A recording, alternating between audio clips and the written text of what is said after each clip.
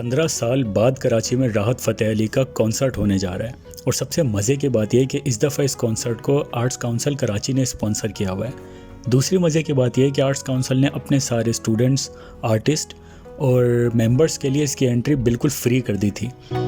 खैर वैसे अगर देखा जाए तो राहत के कॉन्सर्ट का जो एंट्री पास है वो कोई 8 से 10 हज़ार पाकिस्तानी रुपीज़ होगा, लेकिन इससे अच्छा क्या हो सकता है भाई कि हमें एंट्री बिल्कुल फ्री मिल रही थी।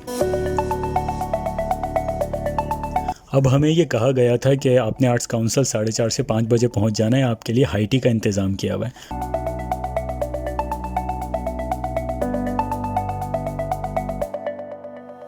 लेकिन खैर वहाँ जाके पता चला कि हाई टी के नाम पे हमें सिर्फ चाय, पकोड़े और जलेबी दी जा रही है। खैर मेरा तो ये मानना है कि भाई फ्री में आपको पापड़ भी मिले ना, मुंह बंद करके खा लेना चाहिए। खैर मैंने तो फ्री की चीज़ों को सही से एंजॉय किया। आर्ट्स काउंसिल वैसे वो जगह है कि जहाँ पर ज़्यादातर हमारे एजुकेटेड और मोस्टली अपर क्लास लोग आते हैं, लेकिन मैंने एक चीज़ नोट की है कि कराची के किसी भी स्टेटस के किसी भी एरिया के लोगों, लेकिन अगर उन्हें पता चले किसी जगह पे कुछ फ्री में मिल रहा है तो यही सोच के रश में खड़े होते हैं कि भाई या तो पहले कभी खाया नहीं है या तो दोबारा कभी हमें मिलेगा नहीं। तो खैर लोगों ने इन पकौड़ों के स्टॉल पर इतनी बदतमीज़ियाँ की कि उनकी वजह से हमारे शाहिद भाई की कुछ इस तरह बेइज्जती हो गई।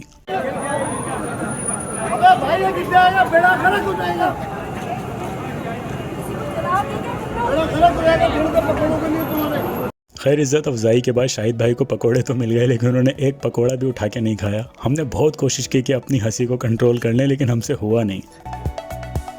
खैर थोड़ी देर बाद अनाउंसमेंट हुई कि राहत का कॉन्सर्ट यहाँ पे नहीं हो रहा, आर्ट्स काउंसिल से थोड़ा दूर एक ग्राउंड तक आपको जाना पड़ेगा।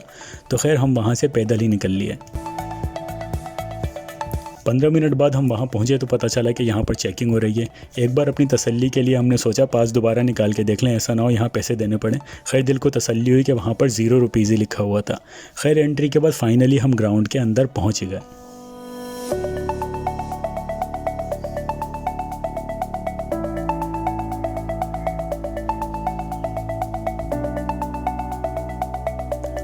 अंदर पहुंचने के बाद दूसरा मार्का था सीट तलाश करना। खैर काफ़ी ज़्यादा घूमने के बाद हमें बिल्कुल कॉर्नर पे सीट्स मिल गई और फाइनली हम वहां बैठ गए।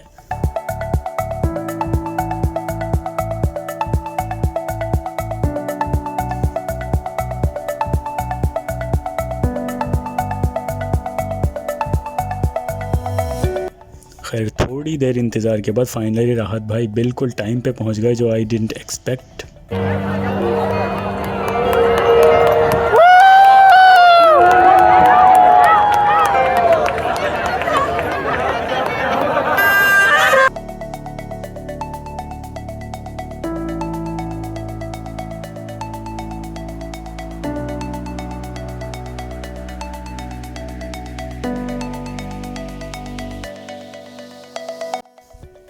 खैर कॉपीराइट इशू की वजह से अब राहत अली के सॉन्ग्स तो सुना नहीं सकते, तो बस राहत फ़तेह अली की और हमारी लिपसिंग से अंदाज़ा लगा लें कि राहत फ़तेह अली कौन से गाने गा रहे हैं।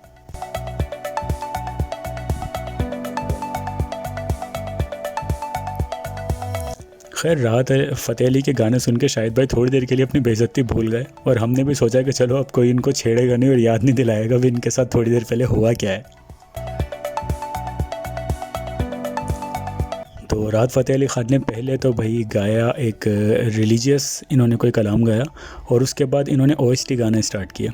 अब पाकिस्तान के जो OST हैं वो नो डाउट इंडियन सॉन्ग्स और हमारे फिल्म के गानों से कई गुना बेहतर होते हैं और सबको याद भी होते हैं। तो खैर सब ने OSTs को बहुत ज़्यादा इंजॉय किया।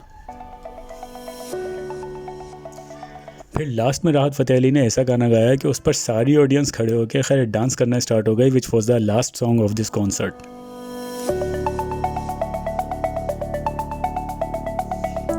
बस उस सॉन्ग के बाद होता है कॉन्सर्ट का इख्तिताम और सब उठ के अपने घरों की तरफ चलना स्टार्ट हो गए।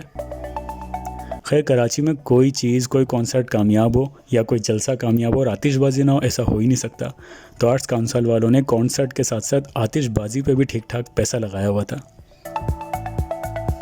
फिर उसके बाद सब पहुँचे होंगे अपने घर और हम पहुँचे चाय के होटल पे किसी एक का ख़र्चा करवाने के लिए और ये गॉसिप करने के लिए कि कौन सा गाना राहत फ़तेह अली ने अच्छा गाया और कौन सा बुरा। खैर इसके साथ ही होता है हमारे व्लॉग का इख्तिताम। अल्लाह हाफिज़।